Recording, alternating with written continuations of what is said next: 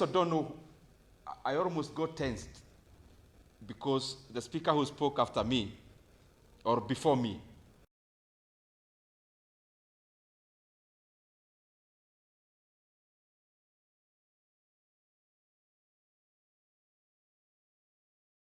so I was wondering which case I am having. But I'll try to behave well so that the judge does not have anything here this morning, and especially because of what has brought us here today, including the theme. If you look at the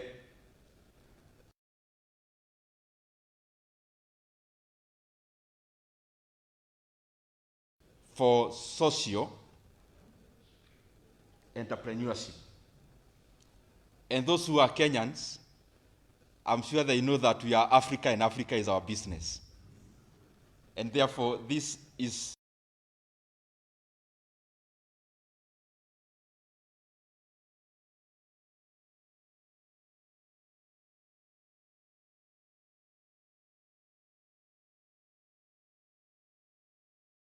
before. I've put my phone here because I use my phone as the watch all the time.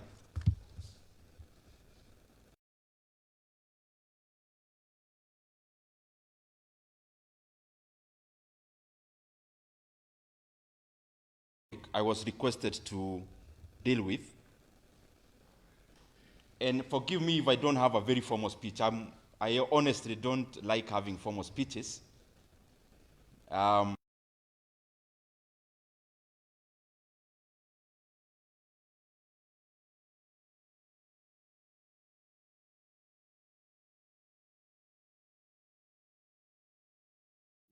I am a member of parliament. It is important to say what we are doing at our level, because I've seen every speaker, they have also enumerated their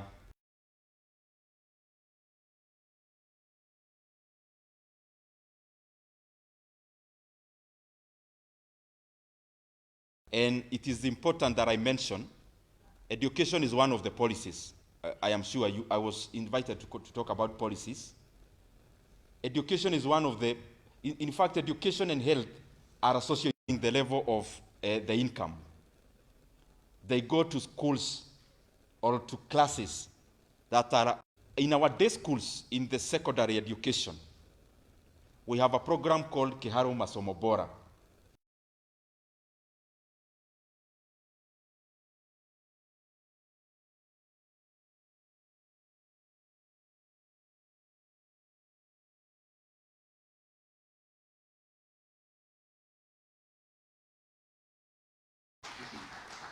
And we do not require an ID for the parent to confirm.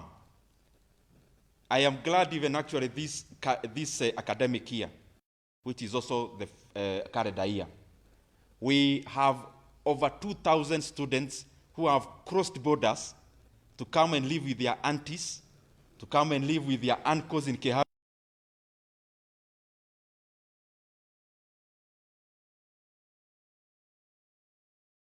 Come to school in Keharu, they are assimilated in that program automatically.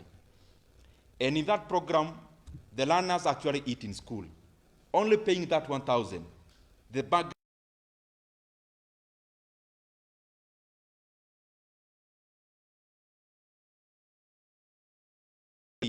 but very difficult in implementation. They eat in school from Monday to Saturday, those who want to attend schools on Saturday.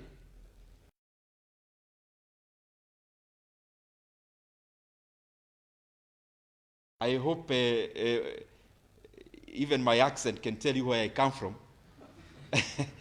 Our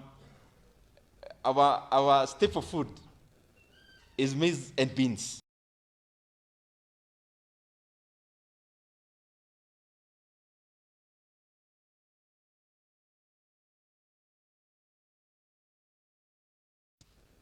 Every last Friday of the month, we serve them chapati for lunch, all our day schools, just to make education exciting.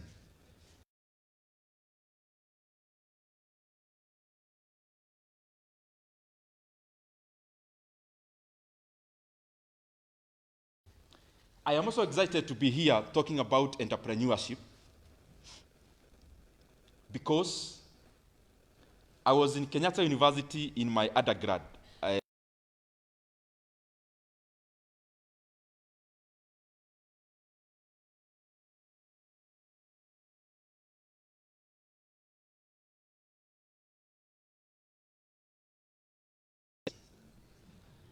And therefore my mom came because my father left us some years back. So when my mother came, of course, with other women,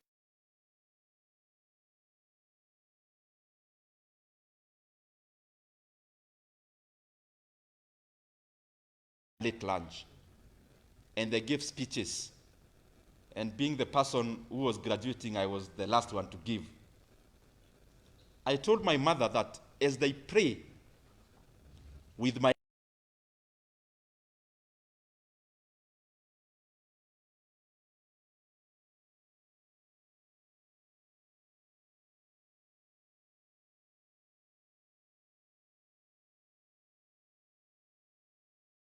for me not to get a job. Because I thought if I needed to make impact to the community, to our country,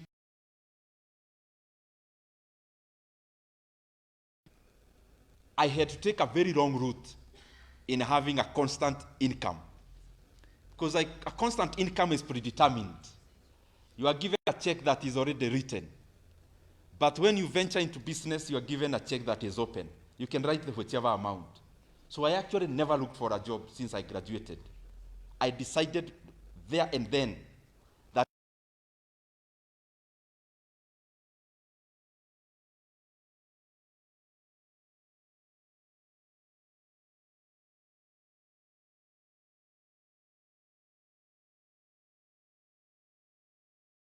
down there to now what we are doing currently in various sectors, in telecom and others. So I hope I am having the right audience.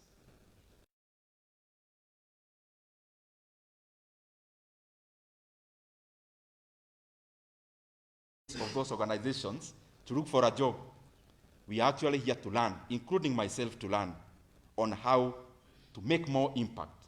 And more impact is having an open check, not a check that. And in that, then, other people have taken us through the micro part of it in terms of how to do it.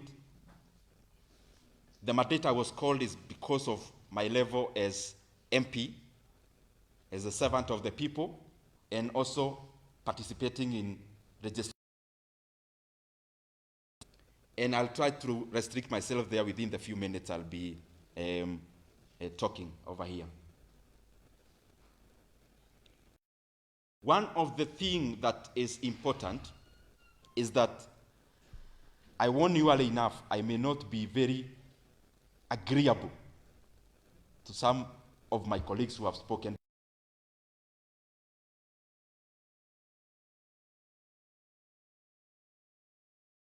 Because in terms of entrepreneurship, I actually believe in the extreme. I am middle right, so to say. And I'm not middle left.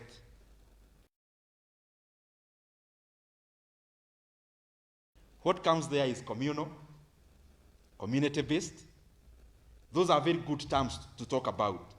But I look at what is it that actually brings impact to the communal.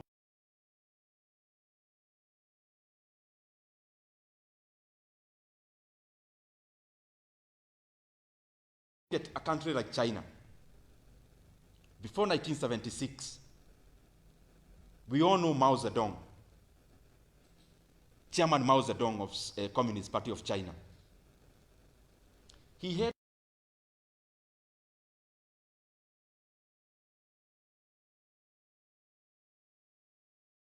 had a lot of socialism in it. Because you could go to the farm, till the land, but you're actually not the owner of the harvest. You're only the owner of the proportion of the harvest.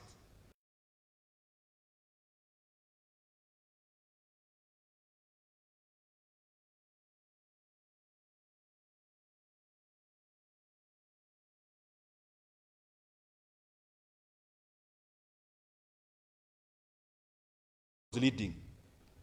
Dispensations of a human being leading is actually a dispensation of policy. So Mao Zedong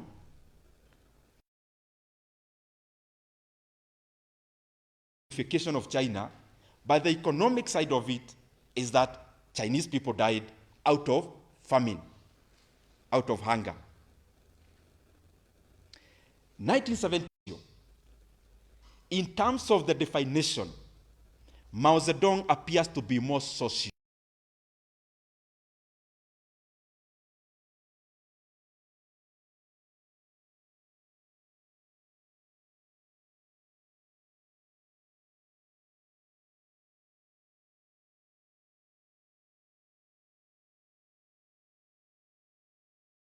We don't strictly ground ourselves on the definition. We ground ourselves on the output. Because socialism, communism,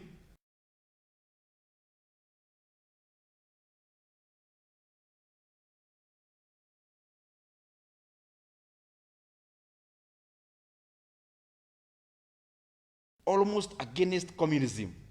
400 million Chinese lifted out of poverty, output. South Korea, 1962.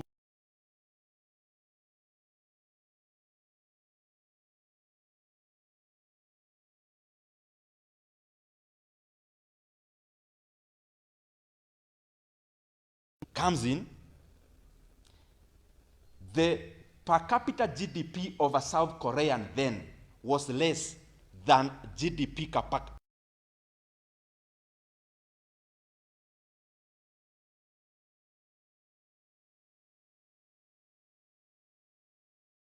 So GDP per capita, income per capita of a South Korean was lower than a Tanzanian. Now,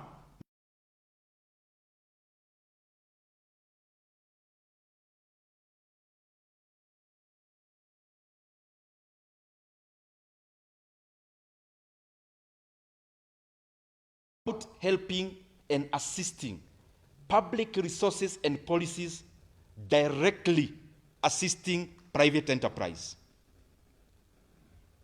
Hyundai was a small company for far-right entrepreneurs because they cut across. So very many bright minds around STEM actually went to the US. Some found themselves in Stanford University.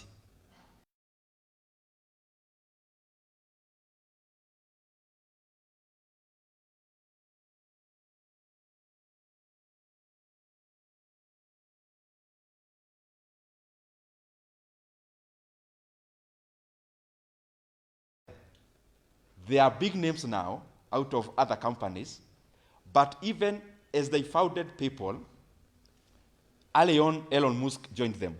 He's South African, actually.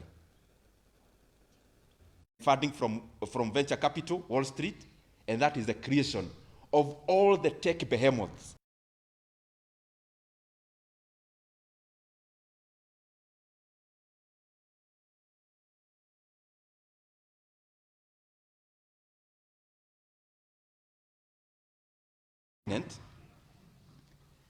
Is actually not South American by birth, but out of government policy. If you look at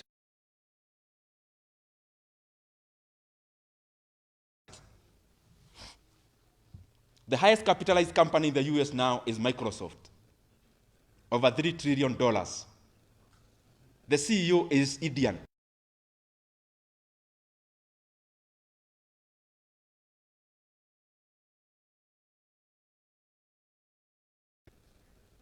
If you look at a company like Google, the CEO is another Indian, born out of India.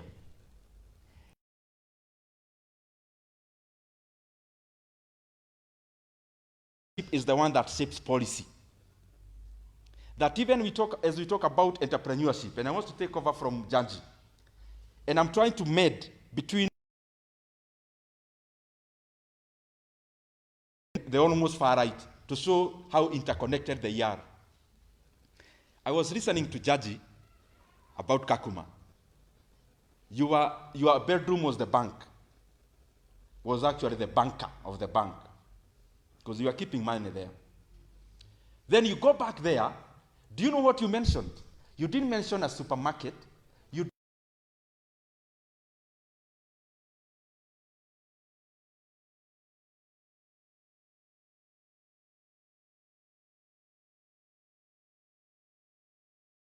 social entrepreneurship is more about being egalitarian. Then it shows there is a very important component that the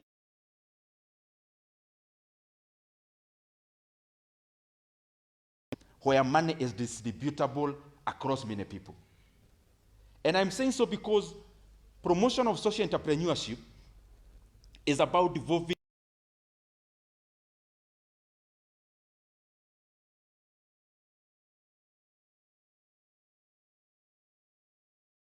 about quarterly reports. We are also talking about impact. But what is impact? Just try to think what impact is.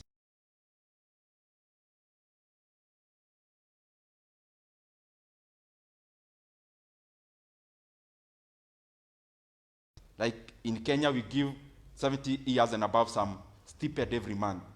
It is a social intervention. But what has the government said?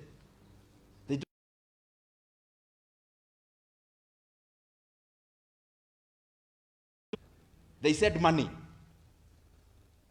So money is also very integral then. Then in my take, that's why I said, respectively I made.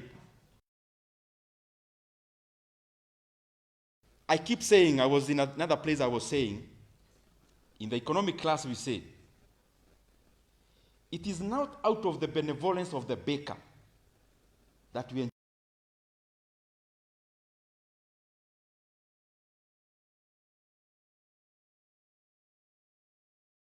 And I go and buy. And I think when an economy is organized in such a manner where the real humanity is at play, and the real humanity is self-centeredness, and another name of self-centeredness is selfishness, where as I pursue my interest, inadvertently, I actually then hand over.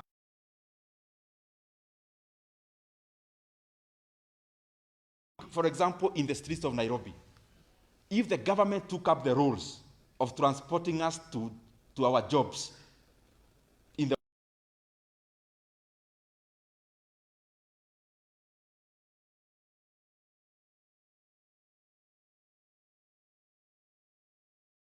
to come pick you and take you home, it will be chaos. But capitalism comes, organizes the selfishness of a person who wants to make money out.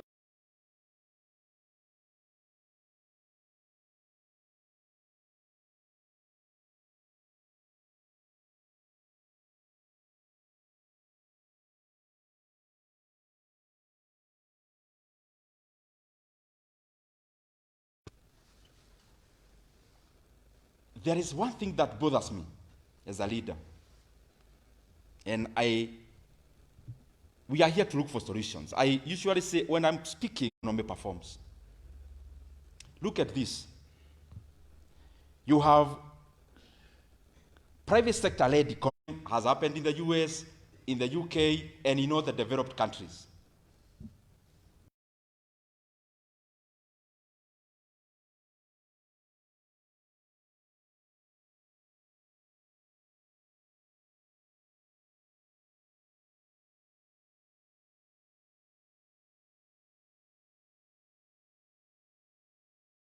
Tell me one African country you'll go as an investor with $1 billion US, or even 100 million US, and you don't get proposals that if you want to invest here,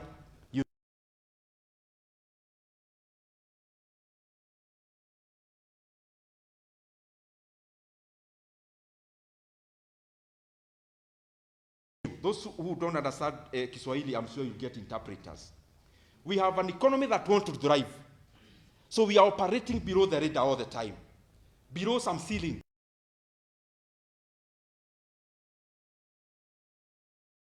Comes in that you have to be politically correct now to make a breakthrough there. that for you to start an industry in this arena or in this way, then some person have to have some stake, some person taking you through the ropes. We have to start celebrating entrepreneurs. They don't exist for themselves. And I want to pose this question to all of us. Aliko Dangote,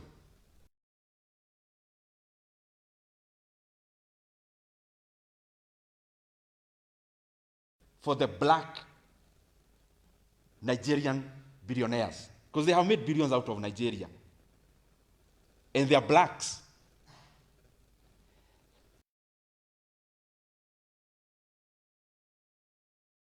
I'm still on government policy, actually. He starts with trading cement, trading sugar. Government policy is made, he becomes a manufacturer instead.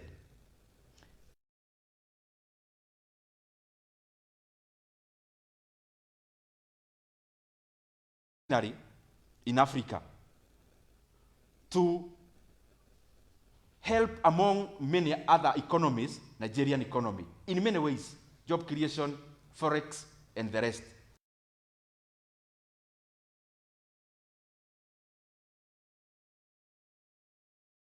How much money do you need to spend even if you are to live 200 years? Even if you allocate money that you'll be sleeping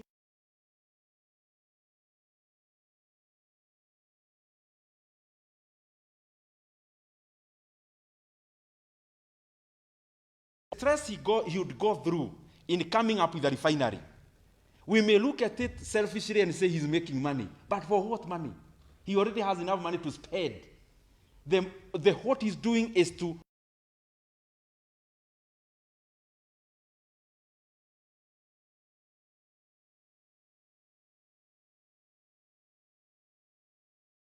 money. That's money you can spend for as long as you live. So every other thing you are doing past that, you are actually an agent of the country. And even in the presidential medals,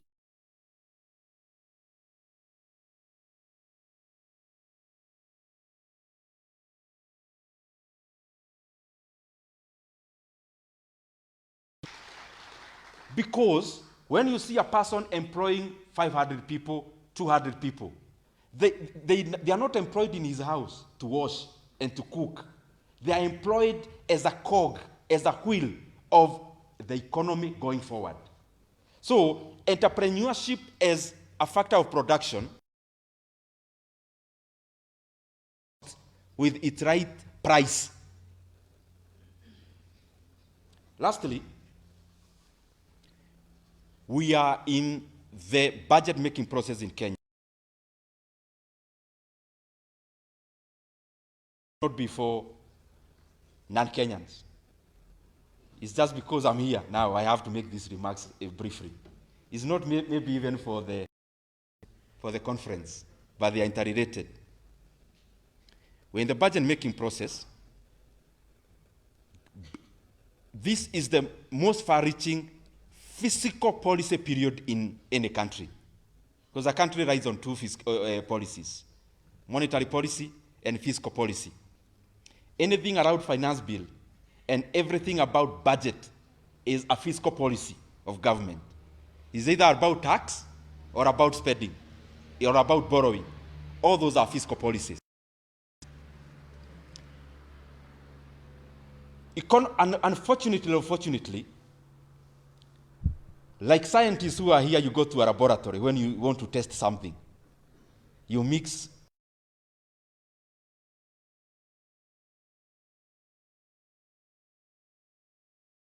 this and this, it gives you this color. So you experiment. In economics, you only experiment by doing. Or you experiment. Of economics is history. That's the only way. Now, we have different policies changing in Kenya every year. We now have the finance bill in the House.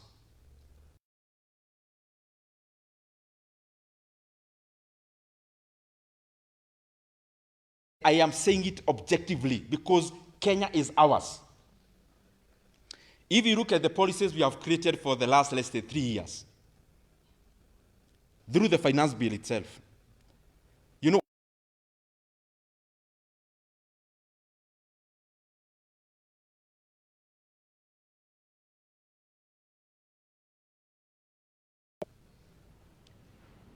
is a huge amount of money. Over 70 billion every year is a levy. Now, if you go to the Kenya National Bureau of Statistics,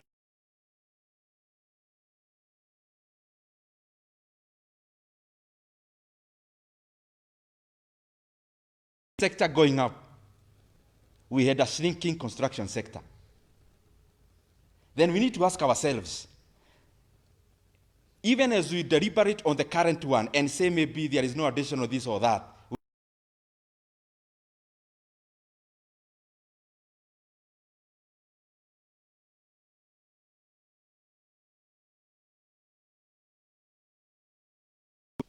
is it that the government is spending money or the private sector spending money? So you ask yourself, who is more efficient? There's no two way. When you cut off 70 billion from pay, you are just saying as a government, I'm cutting this money to do the construction myself. Okay, because the government, once it's a policy, the money is cut.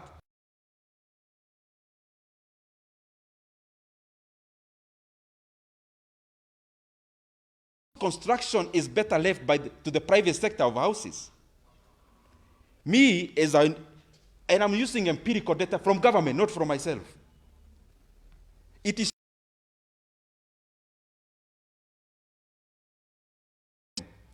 because it is the first time for many years, if you remove COVID years, that you are having construction sector shrinking other than increasing in terms of its size. The other thing it has become something I'm speaking about because it is very important. And I'm not saying so for anyone to reply.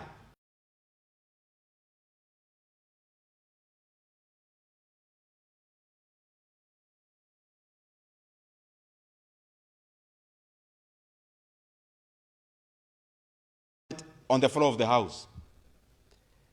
4.2 thereabout trillion shillings. We have budgeted to borrow close to 900 billion shillings. So it's higher than the last year. So I'm asking Kenyans this question. We need to get out of the hole of borrowing and unsustainable debt. If you fall in a borehole or a ditch, an abandoned borehole which never produced any water, I'm just saying a ditch, and you need to get out of it, and your friend gives you anga or a hoe ya kuchimba, and he tells you the best way to get out of this place, you keep digging the hole.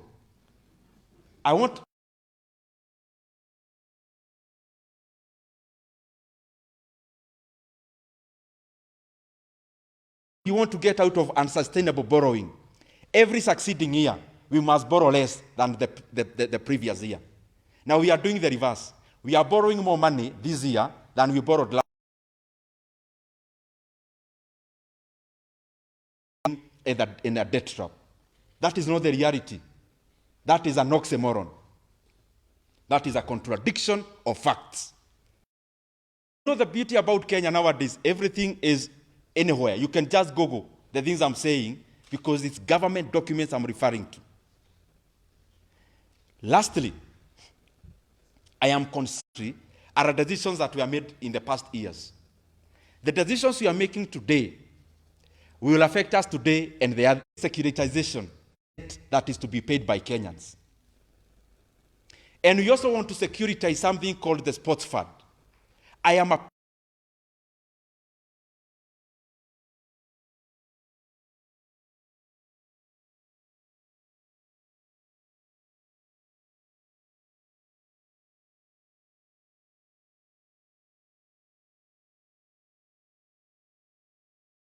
next 7 years. Instead of being patient for this money to be collected and we spent, since we want Kenyans to clap for us as leadership, So we want to spend that money now. This money, we will also have needs to repair roads for the next 7 years. We also want to securitize sports fund, to build stadiums now, get clubs today, and then Kenyans are overburdened for the next many years on that securitization. Anyone dealing with securitization in the government of Kenya must know that it has potential. Because, one, we are not declaring it anywhere.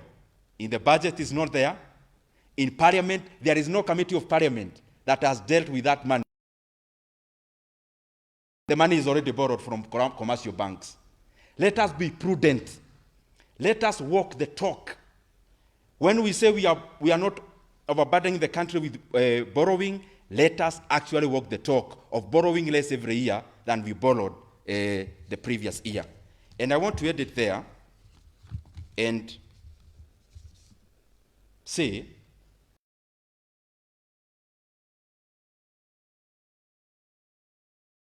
economics. The beauty about the economy, you cannot substitute figures with words. With the time, it catches up with you. The same government has released the data I'm talking about.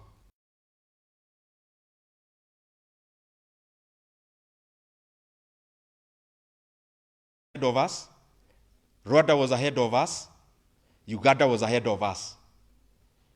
Well, Rwanda was growing at 7%, Kenya was growing at around 4.something%.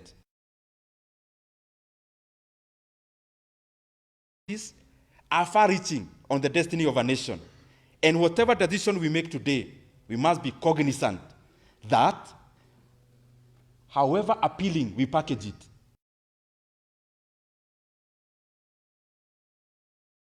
very soon, a bad decision. Thank you very much.